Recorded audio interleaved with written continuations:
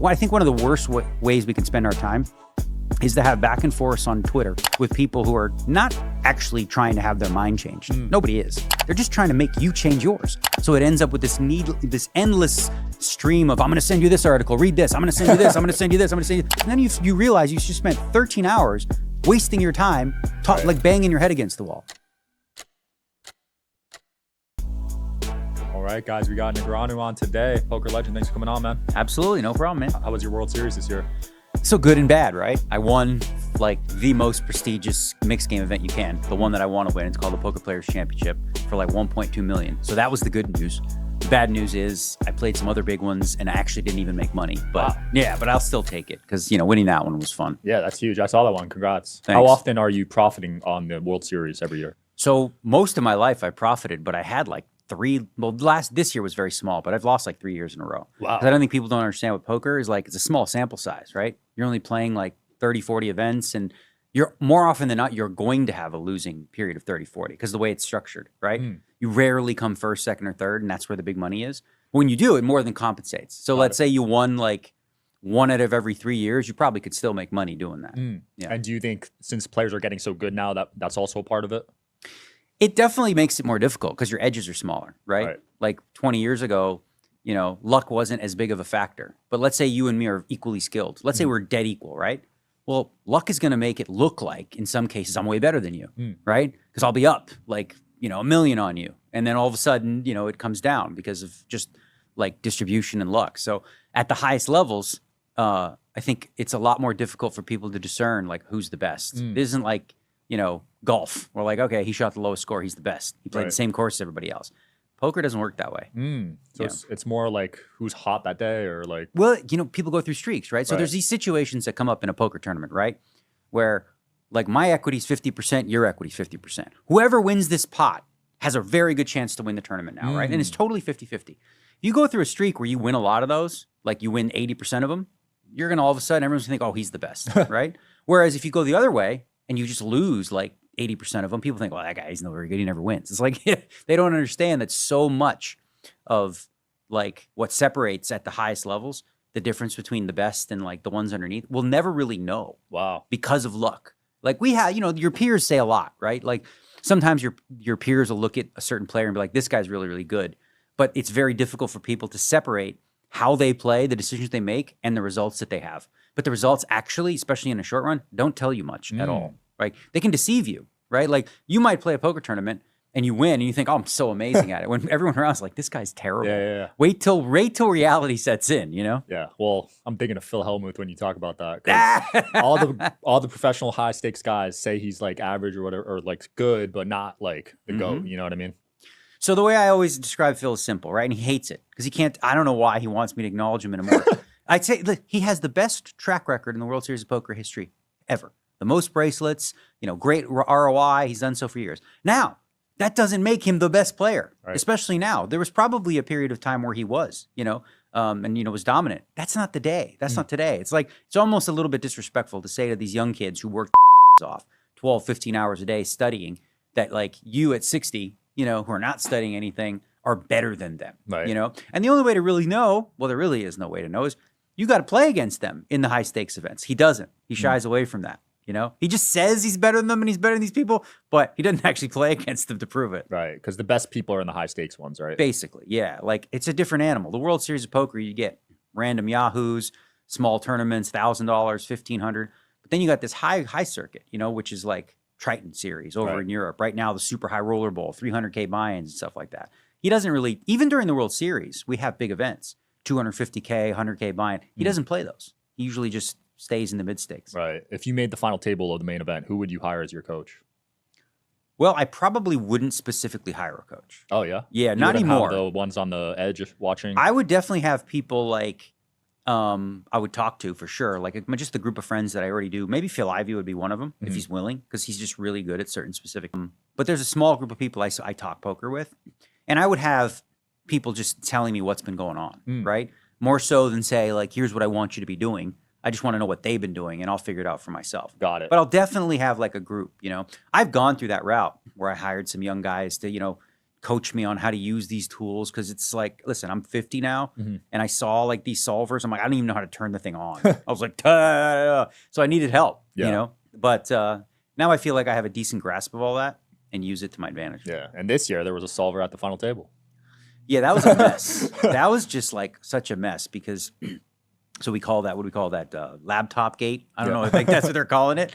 Like the thing is the last 10 years, there's always been laptops at the main event because, you know, people are watching the stream and they want to tell the guy, hey, here's what this guy had, this hand or whatever. So they've said quite clearly in the announcements, like you're not allowed to use any of this stuff in this room, right? So and you're not allowed to use any of this stuff when you play online poker. They're all banned, right? So it was really disheartening to see that it was used and nobody said anything. I think like a lot of people put the onus on the World Series of Poker, but like, how can they like go up to your laptop? Like, it's like if you had it on your phone, I'm like, let me see your phone. You can't, that's like Gestapo type stuff. Right. You can't really police it that way, but they broke like Nevada gaming laws. They're very clear. But they're not going to do anything about it. Yeah, nothing happened, right? No, they're not going to do anything about it. Nor do I think anything should, but the response from one of the guys who was like in charge of it was so obnoxious. Everyone in the poker community is like, bro, it's a bad look. This isn't good, you know? And he sort of stuck both fingers up and doubled down and tripled down and kind of made an ass out of I didn't see that. himself. Yeah, it was all over, you know, Twitter or X or whatever the hell we call it. Poker guys love Twitter, I noticed. Poker guys? Yeah. Yeah, I think that's like the main spot where like discussion happens. Instagram I find to be, I have an Instagram account. I find the app, frankly, from a usability perspective, I've always thought it was terrible. Yeah. Like the font is small. I can't follow replies. I don't know what's going on there. Yeah. And TikTok, I never set one up. So, and Facebook I don't use. So for me, I'm like Twitter exclusive, basically. I love it. Or X exclusive. Yeah, Elon would be mad if you said the T word. I mean, would he though? Because it's like nobody calls it X, do they? No, I've never met someone. No. It'll always be Twitter to me. Yeah, it'll always, and I think he's fine with that. Like, I mean, listen, when you go to twitter.com, it still takes you there. Yeah.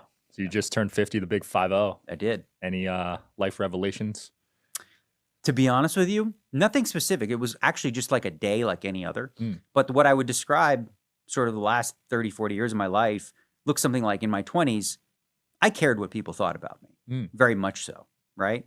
In my 30s, you know, you don't think you care, but you still do. Then when I got into my 40s, I really give no and I really don't care. Like, this is me. If you like me, great. If you don't, that's fine too. I'm going to have opinions. And listen, you're not going to agree with all my opinions, and that's totally okay. I might not like some of yours, but that doesn't stop me from saying we could have a beer or me look at you and say you're a bad person. Right. We live in a society now, I think, where people are so quick to judge someone. It's like, oh, look what he said in 1997 about these types of people. Right? It's like under a different barometer. Like I use the R word. Right. Like, okay, who cares, right? Is that even like the R word? I don't know. Do you know what that is? Yeah, I don't want to say it, but yeah. I'm gonna say. I used to say it growing up. The word has a function. You know, the word retarded has a function. Okay, you know. Yeah. Anyway. No, I used to commonly say it growing up. Yeah, so did I. I mean, if you watch TV, you watch Californication, for example, which has been off the air for maybe 6-7 years.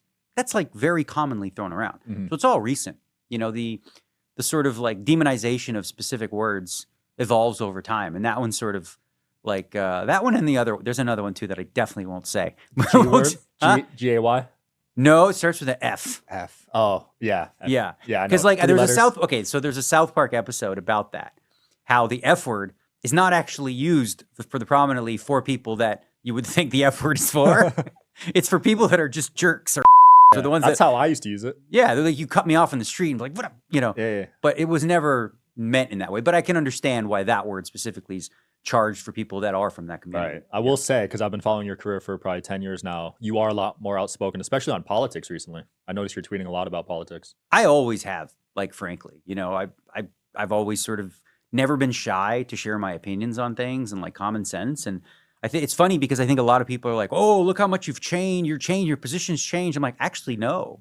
What position have I changed on in the last 10 years? What happened was both extremes, as far as I'm concerned, went absolutely bonkers. Like I don't identify. Like I've always been like a center left liberal with common sense ideas. Okay, let's make sure people have health care.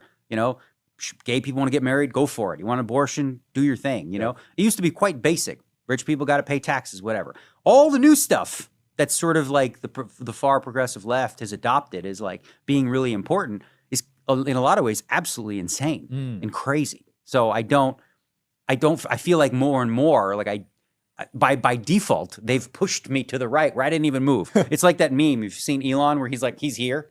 And then, the line moves over this way, That's what happened to me too. Yeah. I grew up Democrat. Yeah. I mean, listen, I literally became a citizen so that I could vote against Donald Trump. Wow. That's like literally the reason. That was your right? main reason? That was my key. Like that was one of the main reasons. I wanted to be able to vote and contribute and have an opinion. That was one of the key reasons. And like fast forward now and they throw Kamala at me.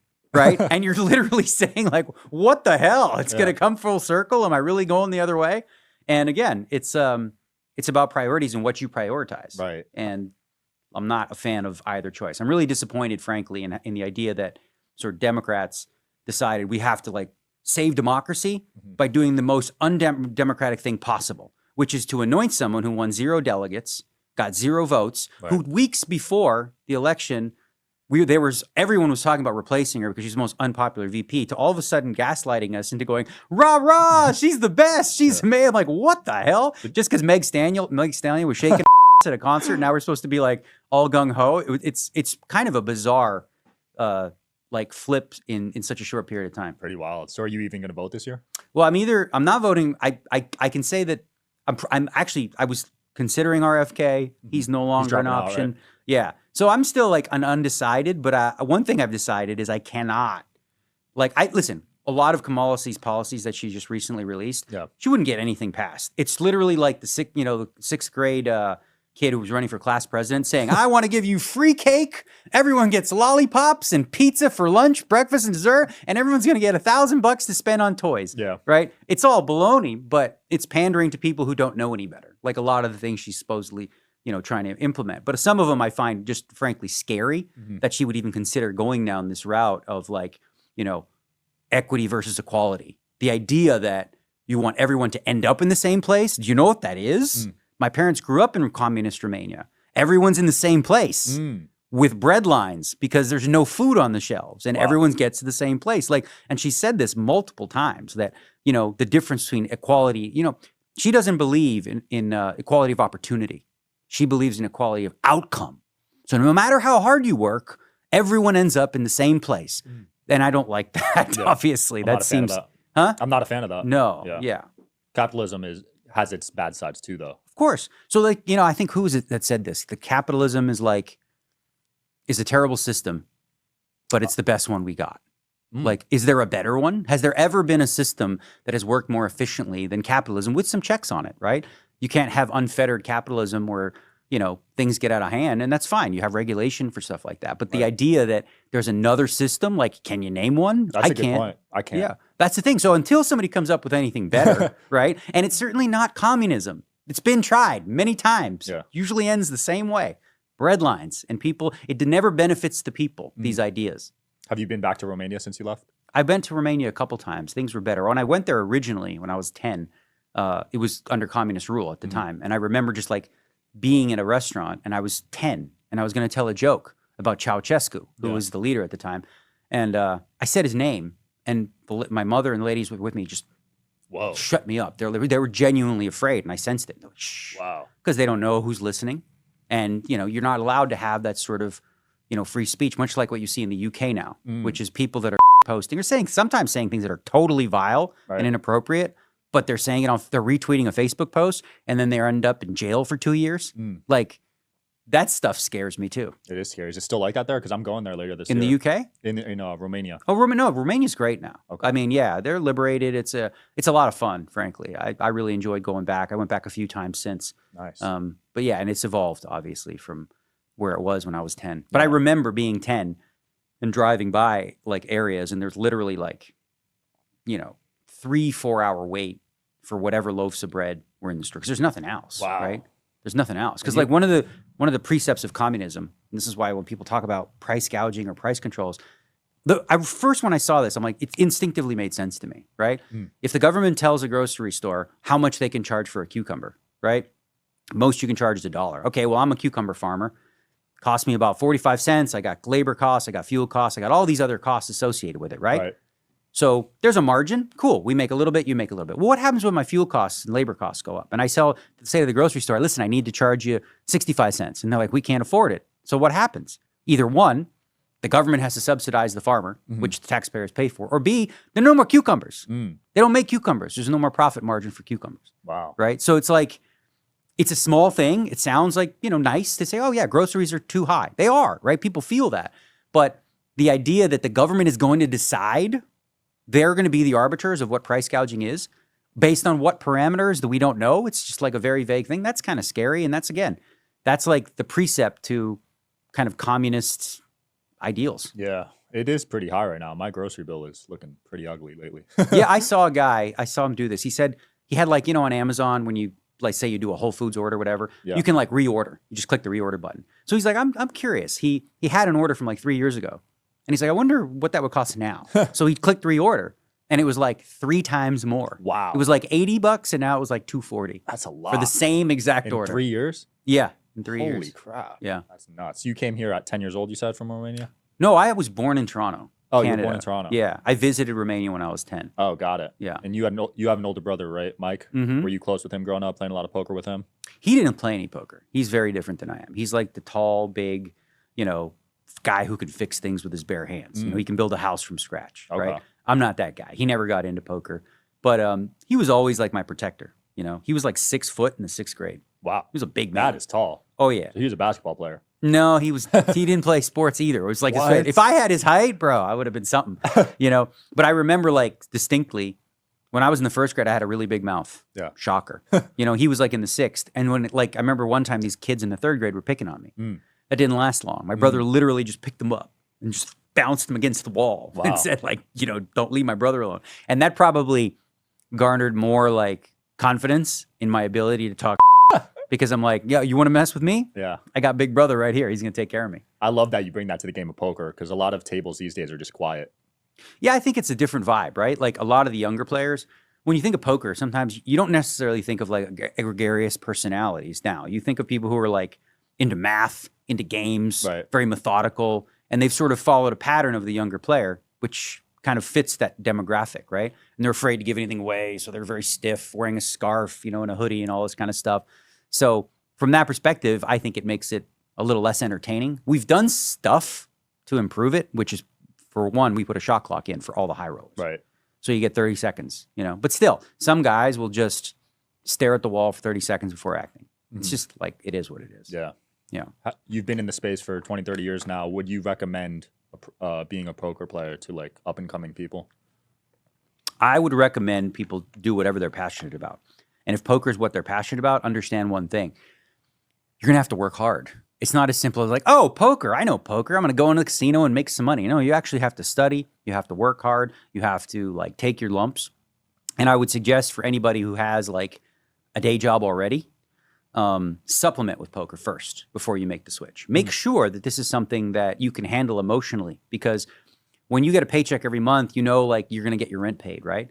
Well, if you have rent and you have bills and you play poker, your paycheck may be negative this month. So like if that happens a couple months in a row, what do you do then? So there's like risk. And for a lot of people, they're comfortable when they're not under financial pressure, but as soon as they are, they no longer pull the trigger on moves that they should. So for example, there's Slay that said there's a spot they should be bluffing for like $10,000, but they're like, oh, if I lose this pot, I don't have money to pay rent. So they don't do it, right? So they end up costing themselves EV because they're playing scared. And when you play against people that are playing scared, it's quite easy You to can beat pick them apart, right? It's just easy. Yeah. If you play scared, you just know they're going to have it. Right. There's not a lot of people that are still around from your era, man. No.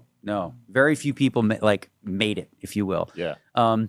For me, I think the reason that I'm still around is, one, I love it. I just love to play and I love to compete. And I always like being doubted. It fuels me. I love haters. Thank you so much for all of you. Like, you really drive me. Because I've heard so many times how many times I'm washed up.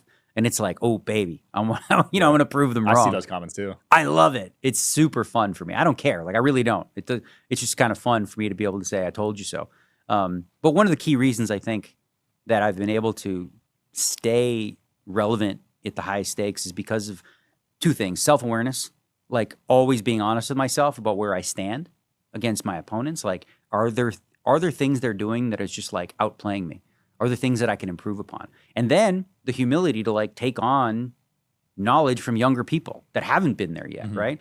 So combining, you know, my 30 years of wisdom in playing poker with also the new technology and the new sort of techniques and things that people are using, and sort of figure it out that way, rather than like just poo-poo it and be like, these kids, they don't know better. You know, that's kind of what my buddy Phil Hellmuth does. He's like, oh, they don't know. Nobody knows how to play. He always says these things. He's like the most fun guy to play with because he's always talking about how they don't even know how to play. Nobody knows how to play except you, Phil. Got it.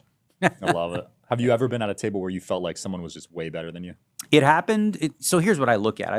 Probably happens every couple of years where I sort of like take a refresher. Okay, where am I at right now? Is the stuff I'm doing working really well? There was a Poker Masters, which is a big event here.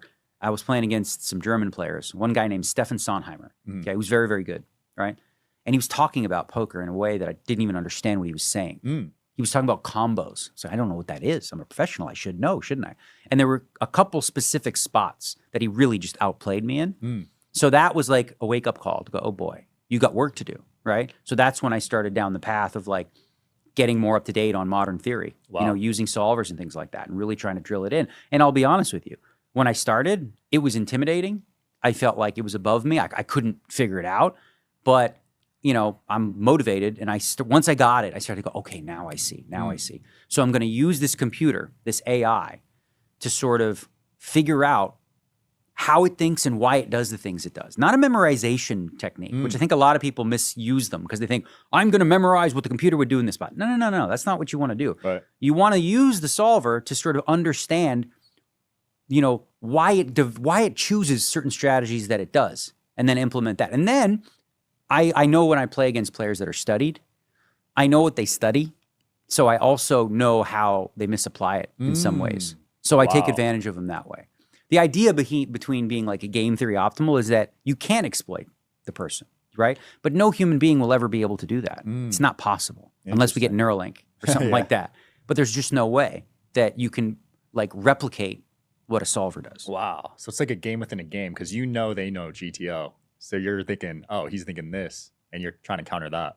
In a way, sure. So, like, I guess a good analogy, and I've used this one before, but I'll use it again. It's like you play rock, paper, scissors. Okay. So, let's say, for example, I notice that you're playing rock every time. What should I do? Paper. How often? Every time.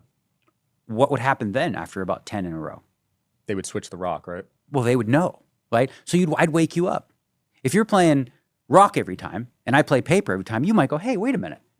He keeps playing paper every time. So now you're going to switch your strategy. Right. So what a better play might be is for me to like play rock 60, 70% of the time. So you don't know that and then you leave thinking, man, I was just unlucky, right? Where in reality, I just was like taking advantage of you, exploiting you without you even understanding what was happening. Wow. Right? That's interesting. Are there still any hands or games you think about that haunt you, or do you come to peace with everything that happens in the past? Yeah, there's always ones, you know. There's always ones from way back when, and like I think the year 2000. Damn. Yeah. 24 years. Yeah. Well, you know, there's always those ones where you look back and you're like, what if, right? Right. But the bottom line is this, like I'm at a place where I'm like super happy in life. So I don't live with regret ever. Like I really don't regret anything I did. Now, that doesn't mean I wouldn't go back and do things differently with the knowledge that I have. But if I regret things that I've done in the past, then you know, that would mean like I'm unhappy now, but I'm not. So all the mistakes I made led me to here.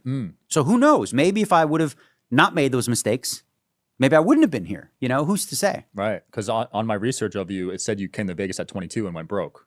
Oh, many times. Yeah, many times, man. I was all. But that didn't stop you. No, I mean, losing money stopped you. But like, luckily by that time, I sort of developed a group of friends who knew that I had talent. Yeah. But I was a little bit, overzealous with my bankroll. Like I took shots that you're not supposed to take. But Got it. listen, how old are you? 27. Yeah, so you're young, right? Like the way I looked at it back then was, okay, if I have $1,000, if I lose this, that's I can replicate that. I can get $1,000 again, right? That evolves and changes once you start to have like $1 million bankroll or something. Now that's not as easily replicable. So when you're young, I think that applies to business and all sorts of things. It's okay to take shots because worst case scenario, you're still at your mom's. Right. She's still cooking for you and all that sort of thing. So I took a lot of chances that were probably too aggressive when I was young. But again, I look at those mistakes as learning opportunities. And that's the interesting thing with poker because I know some phenomenal players, you do as well, but they're broke. Oh, yeah. It's pretty common. Yeah, and I'll tell you, it used to be even more common in my day, right? Today, a lot of the younger players are a lot more methodical, and they're very much more calculated with their bankrolls, and they're safe, and they sell percentages, and they get staked and all this stuff. But back in my day, you just often had guys who either were playing high stakes poker, too high for their bankroll, or in addition to that, had leaks, whether it be drugs, alcohol, women, or other forms of gambling, whether it's sports, craps, all this sort of stuff, right? Wow. So like you could be the best poker player in the world, but if you're gambling at all these other games in the casino and stuff, you end up broke. And there was a lot of guys who were really great players that were getting staked because everyone knew they were great, but they also knew they had no discipline. Stu Unger was a perfect example. Right. Like he was a phenom. He was back in his time, he was just like next level, but he had so many demons and made so many, other mistakes that, other people would be able to make money off of him. Absolutely. When you play, are you sober every time? Yeah, I am. But I mean, listen, here's the thing. Okay. And I don't recommend this, but if I do drink a little bit, I'm actually like deadly. Really? Yeah. There's like a line. There was a guy named Bill Smith. He's a world champion many years ago, like the 80s or something. They used to say about him, when he was sober, he was the weakest, tightest, easiest player to beat. When he was drunk, he was a sloppy mess. But when he was a little drunk, he was the best player in the world. Wow. Yeah. There's something about alcohol that there's that little period in between that loosens your inhibitions, allows you to sort of trust in what you just know. You play on feel and you feel things. But again, it's very difficult to stay within that realm of like not too drunk, right. So I don't use it. Also, as I got older too, alcohol, when I do drink, which is not that often, I'm feeling it the next day. You know what I mean? Like when I was your age, we drank, no big deal. No hangover. Go out again. When you don't drink often and then all of a sudden you do. Because here's the thing. I don't drink as often as I used to, but when I drink, I drink. Like I still drink like I would have if I was 25. Right. But my body's like, nah, bro. You should not be doing this the next day. A big 50, did you have a little drink? I drank. Yeah, I had some wine. I felt okay. My wife, she stopped. She used to party like crazy. Yeah. She was like Hollywood. She was a Hollywood girl. You know what I mean? Yeah. And she used to party and all that kind of stuff. Now she doesn't drink anything. Nice. No, she's just She's like a changed woman. Well, it's not even that. It's just that it makes her sick, because you get older and, Yeah, so it's almost like you got to microdose it to have the full effect for poker. Well, alcohol? Yeah. Yeah, again, that's difficult. And listen, like I said, it's not something I recommend, but I mean, especially when you're playing like a 5-day tournament. Okay, so let's say I'm on day 2 and I drink. Well, now I got to play day 3. Yeah. How am I going to start day 3, without all my wits about me? So we were talking about this off camera, but there's so many clips of you calling out specific cards, even the suit and the number. What do you think that is? Is that just intuition? Is that something spiritual? What do you think that is? I'm a big believer in we don't know what we don't know, right? Like we just don't. Like have you ever had like a premonition or like a feeling of deja vu or who knows? I don't know, but I tell you what, over the 30 years of poker, and a lot of people are going to just say, oh, it's just your mind playing tricks on you. I've had many moments where I could feel everything in my body, like an anxiety about what card's about to come. And the percentage of times where it's actually right is astronomical. Like I wish I would have documented it throughout my history. So who's to say? I don't know. Like my mom used to take me when we were young to like those tarot card readers. Yeah. And they would read my cards and stuff like that. And I've always had a fascination with cards. And I felt like some sort of connection to the deck energy, if you will. And like I said, I don't know, we can get goofy, new agey, like universe stuff, but like, who the hell knows, man? We don't know. We could be in literally, it could be as simple as like, we're in a sim, right? Somebody's playing me as a video game character. And every once in a while, they let me in on what's about to happen because they want me to do something different. I don't know. Could be possible. Who knows, man? Yeah. Were any of those tarot card readers accurate? Yes. Really? Yeah. Oh, yeah. When I was 8, well, my mom took me to one of the coffee cup readers. Coffee cup readers? Like you never seen that? I've seen it in movies. So there's this thing where you drink a Turkish coffee, and I was like 8, and they made me drink a Turkish coffee. And then you turn the coffee cup upside down, right? And then you just let it sit for a while, okay? And then what you'll see is a bunch of lines in the coffee cup. And then the lady will read your lines. She basically said I was going to be famous, and I was going to be she says I was going to be wealthy, I'm going to be famous. I mean, sure, you could tell that to a lot of different kids. Right. But she sort of hit on those, basic points of like the type of person that I was. And you were gonna be. 8, so she had no idea your potential. So that's no. pretty. I mean, I was 8, middle class home. Like, again, maybe she told all the kids that. I don't know, and just happened to get lucky with me. Just so you come back later to pay her, right? Yeah, or maybe like she said that, and I was like, you know what? Okay, then I'll do it. Yeah. Hard to know, but yeah, I've had some interesting. I also had some bad ones, man. There are some bad apples. No, I had some like bad readings. Oh, really? Ooh, I think it was the same one, actually, the coffee cup lady. I think she also told me that you're going to be in love 3 times, okay? But they're not going to love you as much as you love them, and you're going to end up alone. I was like, what the hell? Why would you tell an 8-year-old that, first of all, right? And I remember years ago, you know the show Millionaire Matchmaker? Yeah. So I did that show. Oh, okay. Okay?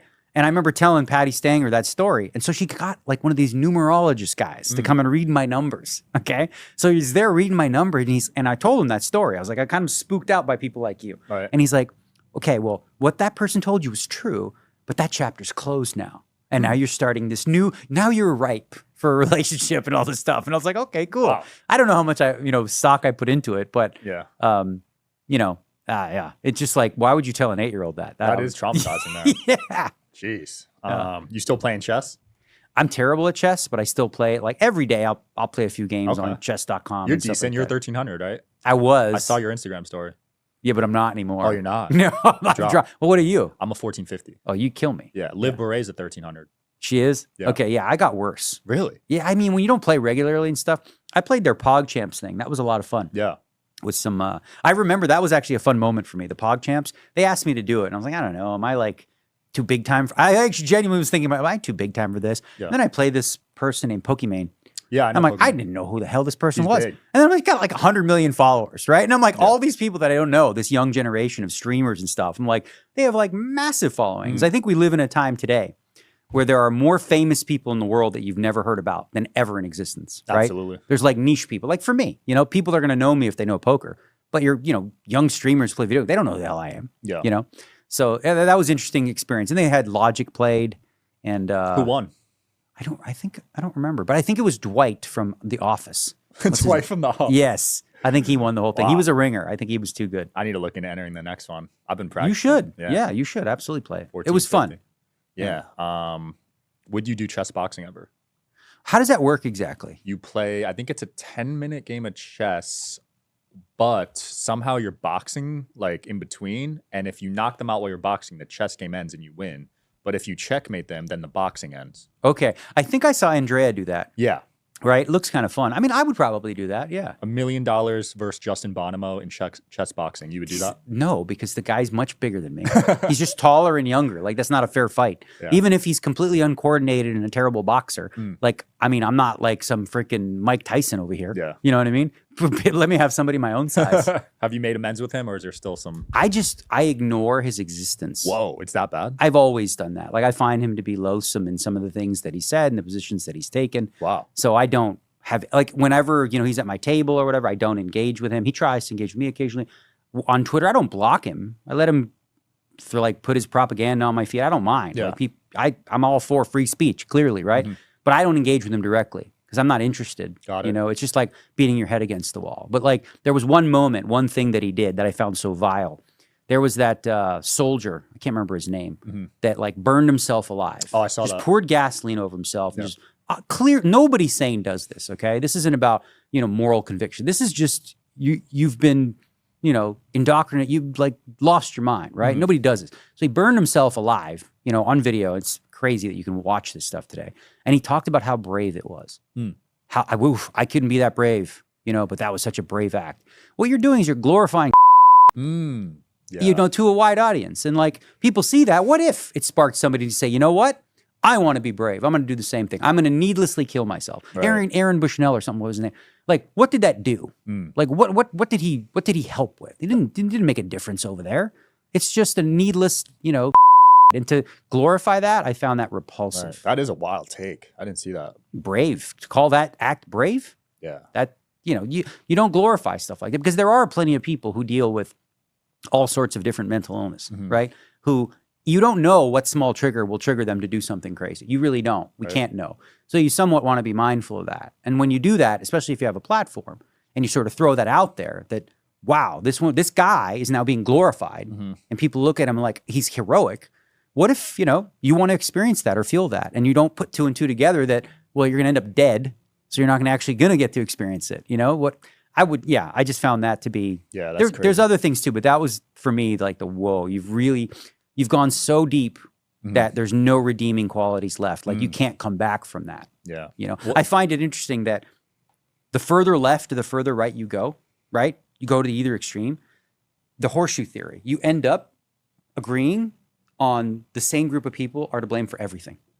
Like either both ways, you know, like if you go in either extreme, and you see that playing out when you see like Dan Bilzerian and Justin Bonomo agreeing on one specific thing, that the Jews are to blame for literally everything. Oh yeah, Dan's been going hard on that. They both do though, right? And I didn't see Justin. Well, they're both like literally at the other end of the spectrum. Like Dan Bilzerian's massive trumper, you know, Bonomo's like Jill Stein, you know, like left of left, right? Yeah. But they agree on this. He's talking about how, oh, Dan's spitting fire right now, right? Wow. It's the one thing that they can come to agree on is that all the problems that exist in the entire world and that have ever existed are all because of Jewish people. Man, they're getting attacked right now. I've never seen. Well, they are because they're real. Well, especially with Dan, like he was asked in the podcast that he did, you know, like, is this something that you've always looked at? He's like, no, it's recent. I'm like, yeah, no, it's recent. Because you literally read a meme of like a Talmud and you're like, you took it as at face value as being like accurate without doing any deep research. Right. It's a very complex situation over there, obviously.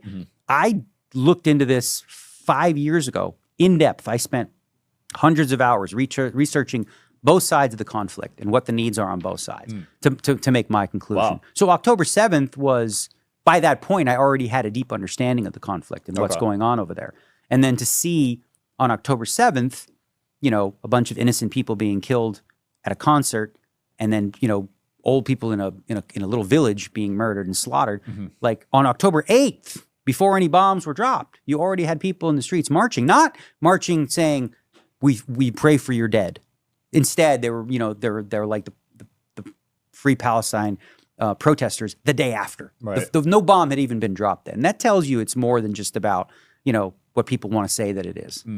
Yeah. So did you publicly like pick a side, or you kind of? I have many. I mean, like I said, when I was doing my research years ago, I was empathetic to both sides and I understood both sides. Ultimately, I landed on the side of the one free democracy in the region, the one place where if you are LGBTQ plus 1A, LS2, CES, whatever, then you can go in Israel and you can be in a pride parade. You can't do that in Gaza, right? Justin Bonomo, if he went to Gaza with his boyfriend and his girlfriend and was walking down the street, right? What happens next, generally speaking, or often, is he gets tied to a bike, is dragged through the streets and paraded through the streets right before he's up on the roof.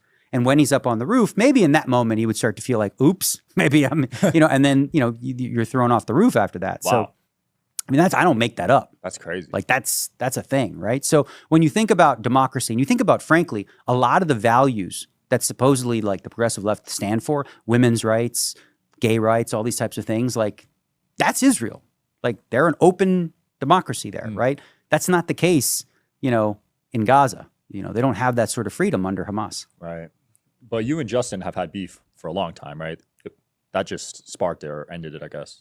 Well, I've never, like, yeah, it's been many years since I've ever, you know, wanted to engage with him directly because I found it started with like his obsession with microaggressions, like, you know, saying to a woman that you like your hair, you know, and that being sexist and misogynist and all this kind of, it was like, bro, you need to chill. So it started with that small thing and ended up to like full jihad, you know, it's like, it was quite a stretch from there. But yeah, no, he sort of went down the quote unquote, and I'll use the quotes because this word sort of has evolved in its meaning. Like he went like super woke, right? Right. He went down that path hardcore. And I said this in a tweet the other day, but I'm a believer that if you are 100% in agreement with any platform, right, then you're doing no critical thinking of your own. It's near impossible for you to say, I agree 100% with what this party says or this party. If you do, what are the odds that you're actually thinking for yourself versus just taking in what you're being told to think? Right. Yeah, it's almost impossible to agree with. There's so many policies. I mean, yeah. And there's like literally not one I've ever seen in the last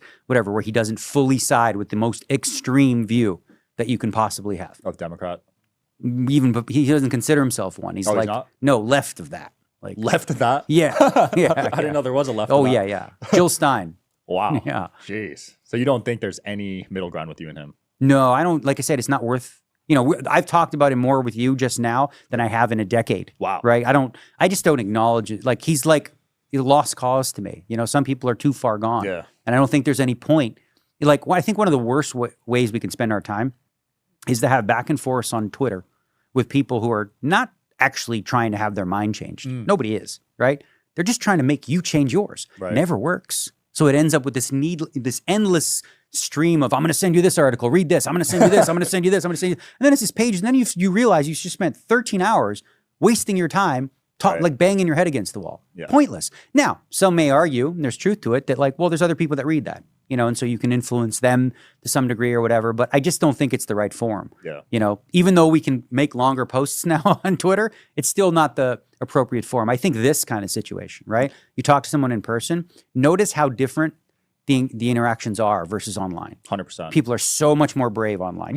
I can't tell you how many people I read them talk so much mad shit about me on Twitter, right? Yeah. They're talking mad. Then they sit at the poker table and you're like, hey, how's it going? Like, bro, I saw what you said last week. Yeah. You know what I mean? Now you want to be my buddy? What the hell? What kind of shit is this for real? People try to look tough on the internet. Oh, exactly. And I don't again, there's engage. there's also a characterization of people. It's easier to demonize people when you just read their words versus like actually have the conversation. Right. Like you take two people, you could take a Trump supporter, Kamala supporter. You put them here, right, at a table, let them talk. You'd notice that the conversation is going to be a lot more civil and respectful than it would be behind a keyboard. Absolutely. I've never engaged with a hater online. That's smart. I get a ton of hate. I would do it in person if they want to come on the podcast, but online, there's no point. Yeah. But here's the thing, though. In some ways, it's a lose-lose. I always tell people this because I have a lot of experience in this arena. When someone's lying about you, right? They're literally just flat out lying about some things you did or said or whatever, right? You have two choices. One, defend yourself, right? And get into the cesspool back and forth. Or B, I said one or B. or B, just let it go. The problem with both is this. Number one, you start going back and forth. People say, well, why are you defending yourself if it's not true or whatever like that, right? And then you're in the cesspool and you're in the back and forth and it's just a negative energy situation. The opposite option is don't say anything, but then it becomes fact to people. They just assume that this is true about you, right? So it's a lose-lose either way you go. 100%. Right? Yeah. And those types of videos get a ton of views. Yeah, exactly. When they're hating on you. So they can characterize you and they can start labeling you. I saw this teacher recently. He did this whole, he got fired as a teacher. He was on X and he did this thing about J.K. Rowling or something. And he had a student in there and he was teaching the kid critical thinking. And the kid was saying things that like, well, she's transphobic, she's this, and he's like, well, what makes you say that? Like, give me an example. But so often, once somebody's labeled something, and this is what they do, if you have a thought that, well, maybe came from a lab, I don't know, you're a far right-wing fascist. I'm like, whoa, what am I? Like on Twitter now, and I'm kind of proud of this, I still get called like a libtard, and I also get called like a right-wing fascist. And like, oh, baby, I like when both of you hate me. Then I know I'm in the right place. Do you think part of the reason why there's a lack of critical thinking these days is the public education system and the way they teach kids? I don't know so much if it's that. That obviously plays a role, I think, too. Especially, when specific teachers can come in with a specific agenda, right? Where they're not just trying to teach, they're trying to teach ideology. I think it's more of a problem in higher education, in like universities where this, universities and colleges used to be a place where, there was diversity of thought. Like people could have different ideas and discuss them where that was quelched. Like like if a Jordan Peterson or a Bill Maher want to go to a call, they get picketed and, they don't let them speak. It's like, all right, you don't have to go listen, but maybe other people want to, right? And it's almost like monolithic in terms of what you're allowed to believe. And if you don't, you're kind of an outcast, right? So I think that's problematic. I think the bigger problem, though, with the tribalization of both sides is just social media in general. Really? The algorithms themselves, and I'm not an expert on this, but there's no question that the more time you spend on a specific topic, the more of that you're going to get. Yeah. Right? So as a result, you're going to constantly be fed things that confirm your beliefs. Right.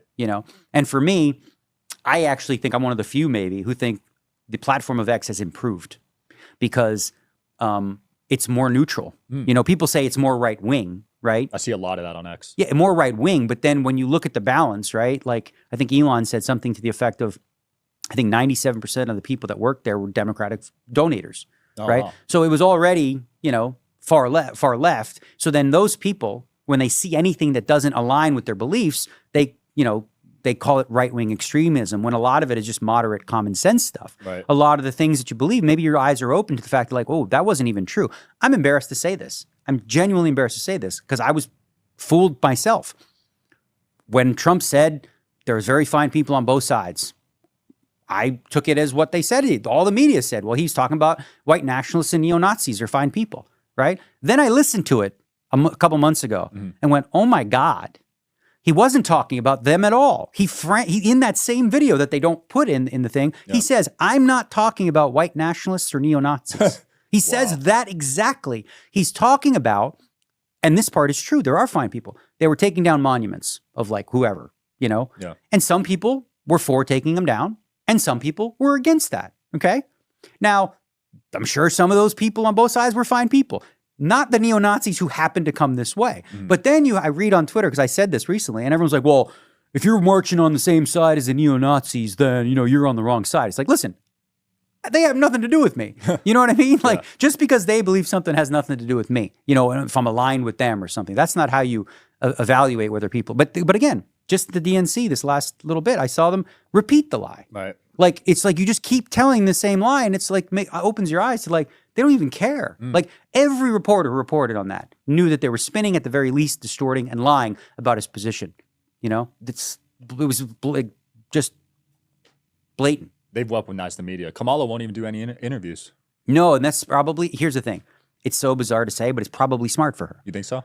Probably. Like, strategically, I get why they're doing that. Is because when she's off the cuff, like if you watch like her speeches, they're like word for word. She's just reading a teleprompter. Don't most of them do that though? No, I mean, why? Not really. No, like they have their different they have their speeches. They have like bullet points and things like that. But like Trump, I mean, his rallies are just whatever. Right. He just says stuff. You know what I mean? He goes off. But like with her, when she's gone off the cuff, she ends up in these word salads where she'll speak for 2 minutes without saying anything. She'll say, I can see what can be unburdened by what has been, and the significance of the passage of time is significant because the passage of time is significant. And you're like, wait a minute, you literally just spoke for 90 seconds without saying a damn thing, right? She's quite good at not answering questions in that way. But I think like from their perspective, they're curating her image. They're trying to completely do a 180 because as I said, weeks before, she was the nominee, anointed nominee, not voted in by the people, not democratically voted in. They were talking about getting her off the ticket as the lowest rated VP in history. And now they're like sort of just completely whitewashed or just changing the narrative and that, like she's like the next coming or something like that. Based on what exactly? Like what flipped? What changed all of a sudden? And it really just was as simple as the machine getting behind her. And the only reason she was put in this place, flat out, is because there was $240 million locked up in the Biden-Harris campaign that only she could use. If they had their choice, I can't imagine they would choose the one who, when she ran, got less than 1%, didn't win a single delegate in those primaries. And frankly, Tulsi Gabbard ended her career, as far as I thought, or ended her campaign in 45 seconds. Should have. It was it. Well, she was done. And then, then Biden says, I'm going to have a woman as VP, which is, by definition, a DEI hire, right? It's like, so DEI is a thing where you're like, people get offended by that, right? Like, well, why are you offended by something if you believe it's good? If you believe in DEI, then why wouldn't you be supportive of this, right? But whenever you mention that Kamala was a DEI hire, they get offended by saying she's not qualified. Now, understand this. You can be qualified. Absolutely. I'm not suggesting that because she was hired that she wasn't qualified. I'm not suggesting that based on that alone. What I am saying is when you say, I'm only going to choose from this demographic of people, and you weed out all the other possible candidates simply because of their race or gender, that is DEI hire. You're literally saying there are no white people, or not white people, there are no males that can possibly have this role, even if they're perfectly fit. Right. What do you call that exactly? Right? And I get it. Politicians do that. They try to hit a specific demographic. Yeah. When Trump ran, he's like, well, I want to win, the Christian right. I'm going to bring on Mike Pence, So they do that. But when you just flat out openly say so, that I'm only going to have a woman in this role, and then you do it, and then people say, well, that's not a DEI hire, then what exactly do you think a DEI hire is? Yeah. Did you see the DEI debate between Mark Cuban and Vivek? I didn't see the whole thing. Okay. But I So should. Mark Cuban was defending DEI. He's a fan of it. Yeah. And Vivek was against it. But it was interesting to me. I think I saw some of the effect of, then why don't you have any like 5'9" Asians on your Dallas Mavericks basketball team? If you really want to be diverse. That's funny. And then when you think of like The problems with DEI, there's this gentleman by name of Coleman Hughes. I'm not sure if you're familiar with him. He wrote a great book called The End of Race Politics. Now, this is a black male who's been liberal his most of his life, independent thinker. And he wrote this book essentially pointing out, frankly, that DEI actually ends up hurting the communities that it's supposed to be helping because of a couple reasons. Number one, if you went to a doctor, you have a choice between a doctor or a lawyer, right? And you can pick anybody, right? If you choose somebody who's a person of color, there's that extra element of wondering, okay, did they qualify based on their merit or were they a DEI hire? And when you bring in that doubt, you offend those very people. What if I was a black man who worked my stuff? I'm an amazing doctor, but because of the fact that this process happens, people question and go, I don't know, I'm not going to take my chances here. I'm going to go with somebody else just in case, you know, you were like lower on the bar in terms of, you know, and you were inserted into the top group because they needed diversity. Yeah, it never made sense to me. Race and gender. I've hired both men and women. Race never mattered to me. It's all performance based for me. Well, the thing that really, I mean, this is no longer allowed, but I wonder how they do this. One of the ways in which they were trying to deal with sort of this idea of inequality in race in school, in a higher education, was to help more black and brown people get into school. By doing what? By specifically being racist against Asians. If you're an Asian male, right, trying to get into one of the premier schools was incredibly difficult. Super hard. You couldn't get in. I mean, you could have SAT scores and you could have more qualifications up the wazoo, but because there's a quota, right, you don't just get in. And it's like, I'm just a big believer in merit. I believe there are ways in which you can help, minorities and stuff, but that comes from education system. That comes from like revamping that and setting themselves up, not based on like this idea that we are going to make these policies based on race. What you should focus on is socioeconomics, right? Instead of saying, we're going to help this specific race of people, we're going to say, how about this? Let's help poor people. Let's help disadvantaged people. And whoever falls in that group, that's disproportionately already going to help the people that you want to help. But it does so in a more honest and fair way. It gives the white trash kid from Alabama who lives in a trailer just as much chance as, another kid. Like, you shouldn't do it based on race because that is racist. Oh my gosh. When I was applying to college, my senior year, so I'm half Asian, half white. If I said I was white on the application, because if I said I was Asian, I don't think I would have got in. Oh no, because the average SAT score was like 2,000 or something really high. Yeah. So yeah, they're essentially doing this. It's like you are battling just the cream of the crop, if you will. Just a fact that Asians test higher, they do better in these things. So you're being tested against, you're being like compared to them rather than the whole. Right. And there are people below you that don't necessarily need to be as qualified that will get in. That just seems unfair to me. Yeah. It's a weird system, dude. I'm not a fan. And I don't think I'm sending my kids to college. I don't blame you. I actually have a close friend. I won't name him, but he keeps telling me to hurry up and have kids because he wants to build a school. Because he's far too afraid of his daughter going to school and then like when she's 10 coming back and now he's got a son or something like that, I don't know. Oh man. You want kids though? Yeah, my wife and I've talked about it. Nice. Yeah, we're looking at adoption, we're looking at possible surrogacy, stuff like that. Because you've held out for a while, so that's I still feel young. Nice. You got young energy. I do. Yeah. The Kid Poker. Yeah. Kid Rock's what, like 60 and he's still Kid Rock? I'm going to stay Kid Poker forever. Yeah, you got to rock that name until you're 80. Yeah, exactly. Love it. You think you'll play poker the rest of your life? I don't see why not. Wow. It's one of those things where I think like, especially as you get older, using your mind, plenty of studies have shown that like, people that play games, people that exercise the brain, avoid dementia, avoid like, just losing. It's like anything, right? If you don't work out, you don't use your muscles, they deteriorate. Well, if you don't use your brain to, think, like I look at Doyle Brunson, who passed away recently, was 89 years old, still playing the highest stakes games in the world, and had his wits about him. I swear. He was like, I played with him about a year before he passed, and he was doing new stuff. Wow. I'm like, bro, you're 88 and you're doing new stuff now? It was pretty wild to see. But I think like, as long as I can physically perform, I'm always going to want to play this game because I love it. And I don't play all the time. Like I play now, quality over quantity, essentially, where when I feel like playing, I go out there and I give it my all. Nice. And then I take plenty of breaks. Like I played hard this summer and I haven't played at all in like the last month. Oh, wow. Okay. So you don't have that, I guess, you don't have that itch to play? I do have the itch, but here's what happens with the itch. I know it's time to play again when the itch needs to be scratched, right? So after a long series of 7 weeks, I'm just dead. I got no energy, tired. I don't want to play at all, right? Give it a couple weeks, all of a sudden, a couple more, and I start to see a little poker, and I'm like, oh, yeah. And I see tournaments going on, and now I get excited about it again. I think, like, when you become successful, and it's not about the money anymore, you can be complacent if you don't focus on playing when you actually really want to. Because if you just go through the motions, you're not going to be at your best, and your results will show. Yeah. What do you think of poker in terms of the new way it's shown on television with these streamers now? You got the celebrity poker tournament. It seems like a new era, right, of content. Yeah, so I think it's really important that like poker has new ways in which it's like absorbed, but we have so many new media opportunities today that didn't exist when I was around.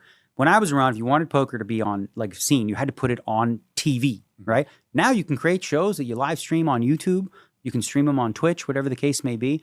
And there's so many different angles in which people digest it. I think one of the most innovative ways in which poker was shown was the game of gold. If you haven't seen it, watch it. You will love it. It doesn't matter if you're a poker player or not, because it sort of creates the element of reality TV with poker, right? Which I think was really cool. I do think it's always important to reinvent how it's done. Celebrity poker has its niche, right? Like some people just love seeing people that they know, playing poker and shooting, and they seem to have fun with it too, right? If you're a poker purist, those broadcasts are probably not for you because it's like the level of poker is going to be what you'd expect from a bunch of non-pro celebrities, right? But they have their place for sure. What's next for you, and where can people keep up with you, man? Well, listen, I'm on, my main thing is like, I'm on Twitter, Real Kid Poker. I also got a YouTube channel where, I do vlogs. I do daily vlogs throughout the entire summer, and I'll be doing them again this winter during the Bahamas series. And then I throw some podcasts and videos up there once in a while, just like a passion, like a hobby. Nothing. Nice. I'm not trying to like make money doing it. I just, enjoy it. Yeah. Well, we'll link below. Thanks for coming on, Daniel. You got it, bud. Yep. Cheers. Thanks for watching, guys, as always. See you next time.